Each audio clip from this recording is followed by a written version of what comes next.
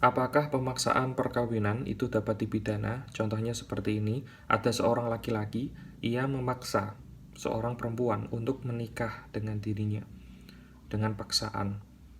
Nah, apakah laki-laki ini dapat dipidana? Jawabannya bisa. Di dalam Undang-Undang Tindak Pidana Kekerasan pasal 4 itu dinyatakan bahwasanya di antara dari bentuk tindak pidana kekerasan seksual adalah pemaksaan perkawinan. Di pasal 4 angka 1 huruf E itu dinyatakan seperti itu. Jadi pemaksaan perkawinan adalah merupakan tindak pidana. Karena ini merupakan tindak pidana, maka seseorang yang memaksa orang lain untuk menikahi dengan dirinya atau menikah dengan orang lain, memaksa untuk orang itu menikah ya dengan si A katakan, maka tindakan tersebut itu dapat dipidana. Untuk ancaman pidananya itu terdapat di pasal 10 Undang-Undang Tindak Pidana Kekerasan Seksual. Setiap orang ini ya, setiap orang, jadi ini berlaku bagi semua orang, baik itu keluarganya atau orang lain, secara melawan hukum memaksa. Tidak memaksa, ada sebuah bentuk pemaksaan di sini, menempatkan seseorang di bawah kekuasaannya atau orang lain. Di bawah kekuasaannya bisa walinya, si ayahnya ini, atau kalau ayahnya memang sudah meninggal ya berarti keluarganya ya yang bertanggung jawab atas dirinya, atas si orang yang dipaksa ini, atau orang lain. Jadi orang lain, contoh yang laki-laki tadi itu orang lain ya memaksa seseorang perempuan untuk menikah dengan dirinya, atau menyalahgunakan kekuasaannya untuk melakukan atau membiarkan dilakukan perkawinan dengannya atau dengan orang lain. Menyuruh si perempuan menikah dengan si A atau menyuruh si perempuan menikah dengan dirinya, itu sama saja.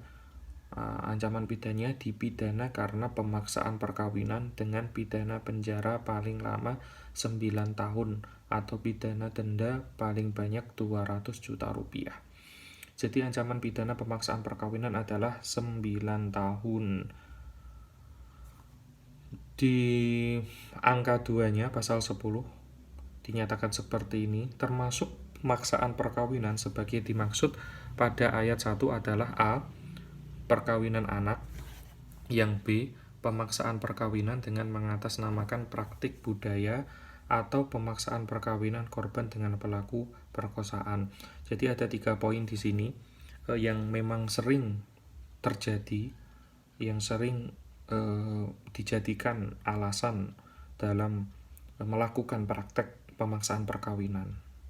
Itu memang ya, yang A itu perkawinan anak, kadang anak di bawah umur belum mencapai usia yang diperbolehkan untuk menikah, itu sudah dipaksa menikah oleh keluarganya. Ini yang sering terjadi.